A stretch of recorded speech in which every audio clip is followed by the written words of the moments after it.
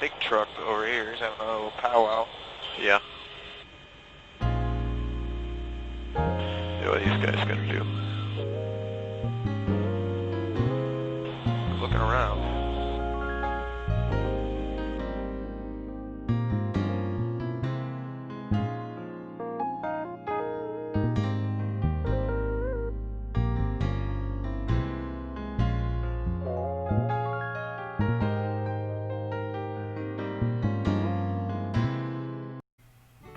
Hi there, YouTube. Bed Bath and Bongs here. So yeah, I'm making another historical doc. Like many of you watching, you may have grown up during the George W. Bush era. That's when I started getting into politics. When I grew up, I grew up Southern Baptist. I actually was sort of conservative when I first got into politics. I was probably about like 12, 13. You know, I liked Bill O'Reilly, and I didn't think George W. Bush was that bad. I thought he was given a tough situation. But over the years, I'd say that I've evolved quite a bit. Um, George W. Bush was terrible. And the way they're trying to rehab his image right now, it's sort of gross. I'm going to be going through that in the rest of the video. I'm going to detail, first off, the war crimes of George W. Bush in terms of his invasion of Iraq and Afghanistan, as well as his war crimes when it comes to Guantanamo Bay and the torture and abuse of prisoners, not only in Guantanamo Bay, but at black sites across the world. Real bad dude. He should be convicted at Nuremberg.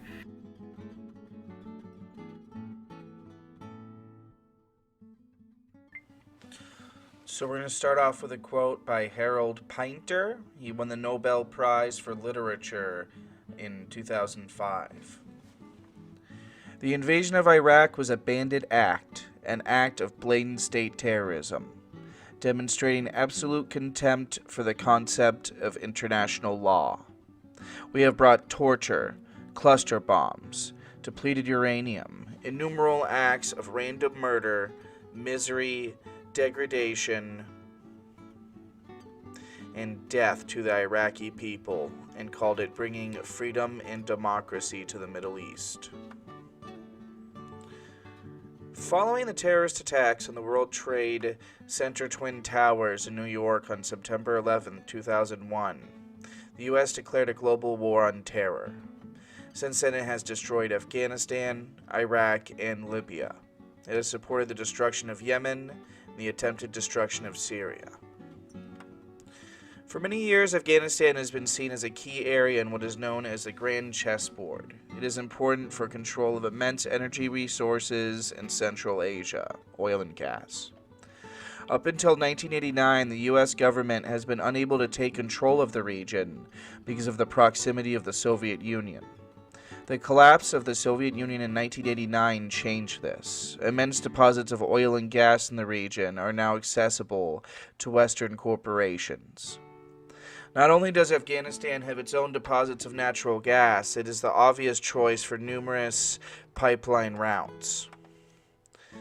The U.S. and allies invaded Afghanistan in October 2001. The explanations given for the invasion included dealing with the al-Qaeda terrorist network led by Osama bin Laden, and to replace the extremely repressive Taliban government with a better one for humanitarian reasons. As with the justifications for other wars, these reasons were repeated by the media with little questioning. However, most of the 9/11 terrorists came from Saudi Arabia. It was widely recognized that most of the al-Qaeda network would have dispersed before the attacks, and the attempted removal of the Taliban left equally violent warlords in power in many parts of the country. The U.S. has been negotiating with the Taliban about building oil pipelines late into the 1990s, but the Taliban were not sufficiently cooperative. The U.S. had therefore decided to bury the Taliban under a carpet of bombs shortly before the 9/11 attacks. The U.S. went ahead and dropped plenty of bombs, but this has not decreased terrorism in the region. Predictably, the first U.S. representative in Afghanistan was connected to the oil industry and had been involved in earlier negotiations to build pipelines. The war in Afghanistan does not receive nearly as much media coverage as the Iraq War, but thousands of Afghan citizens are still being killed every year. WikiLeaks released files showing that the U.S. military is aware that they have killed hundreds of thousands of people in Afghanistan. The country has been in chaos for almost 20 years. Iraq.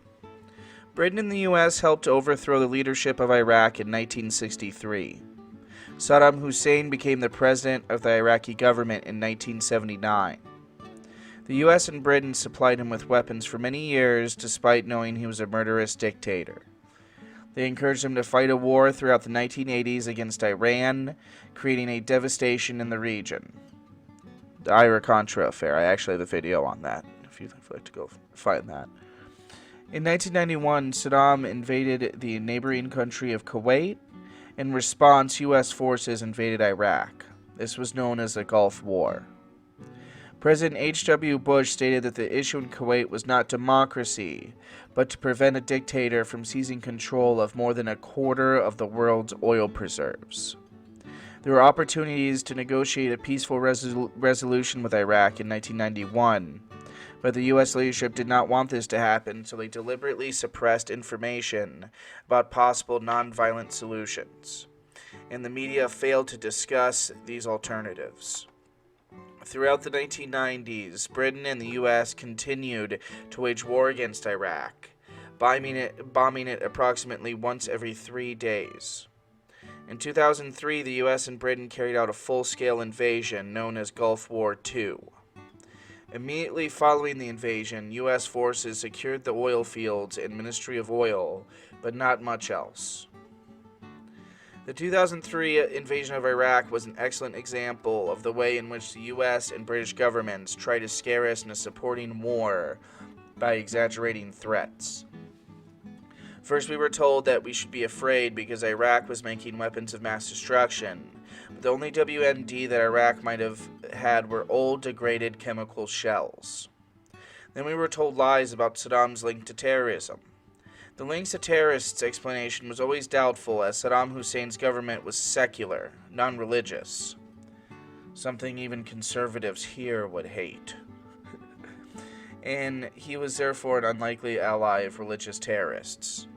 Finally, we were told that he had to invade for humanitarian reasons, especially Saddam is a bad man. A bad man. But Britain and the U.S. had actively helped him when he had committed earlier atrocities. The U.S. and British governments lied repeatedly to justify the invasion. There were forgeries supposedly showing that Iraq had tried to buy nuclear material from Africa, and a dodgy dossier trying to convince journalists that Saddam was a serious threat. None of these had much evidence to back them up as of yet with earlier interventions. They were repeated by the media without adequate scrutiny. The government decided on its plan and then tried to pick and choose selective pieces of information to fit that plan. Iraq was slightly unusual in that lots of people did not believe any of these scare stories. Millions of people protested against the war in many countries, including in U.S. and Britain, but the invasion went ahead anyways. The extent of the lies had been admitted by former government insiders. The head of the CIA, George Tenet, admitted briefing Bush that Saddam did not have any weapons, and other sources have admitted that the intelligence information was being fixed around the plan. In other words, the invasion was going ahead and the politicians needed an excuse.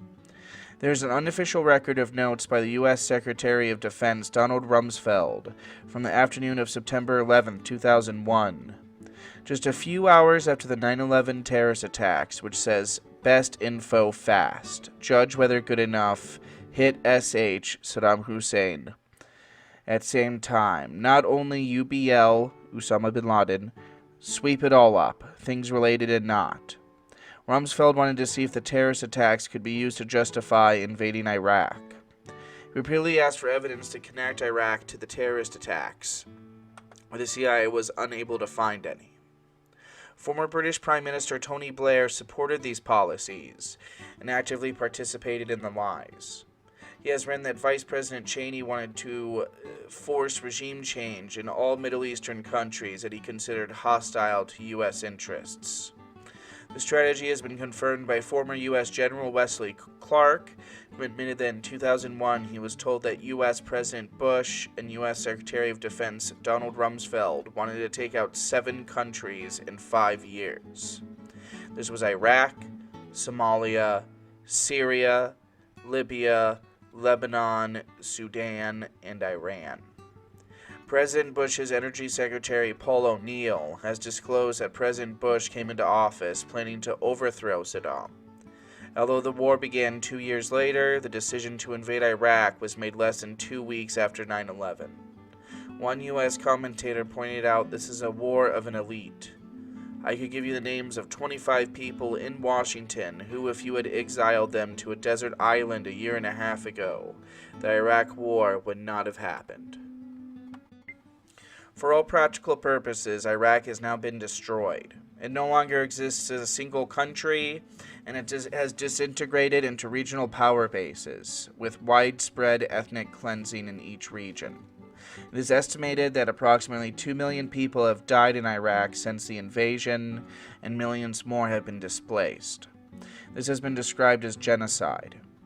Many people have fled the country, and others are homeless within the country. Over half of Iraqis have had a close friend or relative killed or injured, and a whole generation of people growing up from 1991 to the present day have been traumatized. The invasion and destruction of Iraq is almost certainly the worst crime of the 21st century. Some key points. The invasion of Afghanistan was not about terrorism or humanitarianism. The invasion of Iraq was not about weapons of mass destruction or links to terrorism or humanitarianism. Both wars were part of a wider policy of U.S. imperialism and control of energy resources. In the invasion of Iraq, it is estimated, these are very conservative estimates, that about 182,000 civilians were murdered. Now, that's just in the course of the war. That's not counting, if some of Saddam's men killed civilians. Either way, the U.S. invaded. So either directly or indirectly, we caused it. And in Afghanistan, it looks like it's about 111,000 Afghani civilians. Very fucked up. Now we're going to talk a little bit about Guantanamo Bay. On April 25th, 2011, the Gitmo files were released by WikiLeaks. They consisted of reports from the Joint Task Force at Guantanamo Bay that was sent to the Southern Command in Miami. Gitmo had imprisoned and interrogated suspected terrorists since January 2002, 4 months after the September 11th attacks in New York and Washington. These memoranda, known as Detainee Assessment Briefs, or DABs, were written from 2002 to 2008. They contained Gitmo's detailed judgments as to whether a prisoner should remain in prison or be released either to his home government or to a third country. Of the 779 prisoners detained at Guantanamo Bay at its post-September 11th peak, Gitmo files is comprised of DABs on 765 of them. None have previously been made public. Prior to the release, very little was known about the prison operation at the U.S. Naval Base on the southeastern coast of Cuba. In 2006, in response to a Freedom of Information suit filed by the Associated Press, the Pentagon made public transcripts of military court hearings held at Guantanamo Bay. Most of these documents reveal accounts of incompetence, familiar to those who have studied Guantanamo closely, wrote Andrew Worthington, a WikiLeaks associate. With innocent men detained by mistake and numerous insignificant Taliban conscripts from Afghanistan and Pakistan. Keep in mind, Barack Obama began his first term more than 2 years after the Gitmo files were published by WikiLeaks, and he had yet to charge anyone with war crimes. In the Gitmo files, they shined a light into the U.S. military system of arrest, detention, and interrogation of terror suspects after the September 11th tragedies. The files include the DABs covering the first 201st prisoners released from Guantanamo between 2002 and 2004. Nothing had previously been known about these detainees. The military briefs on these cases recount the histories of innocent Afghans, Pakistanis, and others. A baker, a mechanic, former students, kitchen workers, the like. People who aren't terrorists and shouldn't have been held in the first place. Think Harold and Kumar 2 and Big Bob's cock sandwich or whatever it is. These early release detainees were among the easiest to identify as posing low or no security risks. Their stories reflect the indiscriminate method of arrests U.S. forces used immediately after the September 11th attacks. They effectively disappeared detainees, and because of their innocence, it was an embarrassment for the Pentagon and those who operated the prison. It goes on to talk about a detainee in Azula Aziksai. That's my best attempt at pronouncing his name. He trained one day with an AK-47, and a local militia ambushed him and captured him and traded him to U.S. forces. While being there, he suffered quite a few horrible acts, including pulling off his fingernails, his toenails, random beatings, staying up all night. And his wasn't the only case. There was many more of those. This was all based off like worthless information, just stuff that the soldiers were told to them by the warlords in Afghanistan and Iraq. Just real amateur hour shit, even if you were trying to capture terrorists to torture in the first place. Which torture is illegal, no matter who it is that you've captured. So, good job. So, seeing as George W. Bush and his cronies were never charged by The Hague for war crimes, and Obama continued to perpetrate those war crimes, and then Trump after him, it is becoming progressively saddening and you know, not exactly shocked, but it feels like we're never going to get justice because these are war crimes. They're still happening today. The last peak of hope that I see is in Malaysia back in 2012. Both George W. Bush and Dick Cheney and 6 other members of his administration were in fact charged with war crimes by a war crime tribunal there. And it was a result of some of their citizens being tortured. We tortured some folks, as Obama said. And they did forward this information over to The Hague at the UN, but nothing has really been made of it since. I think there's been some attempts, but they've constantly been blocked by the US. So yeah, it is really a sad state of affairs. I do know that Trump said that he is going to pull out half of the soldiers in Afghanistan by Christmas, something to that effect. I have a hard time believing that.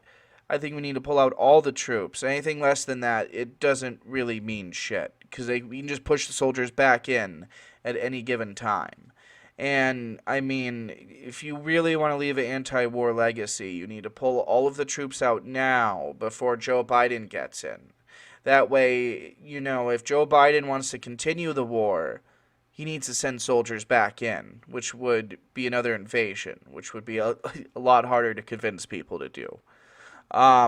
So yeah, that's the most we can do, I think, at this point, is to pressure our lame duck president, Donald J. Trump, into making a good decision.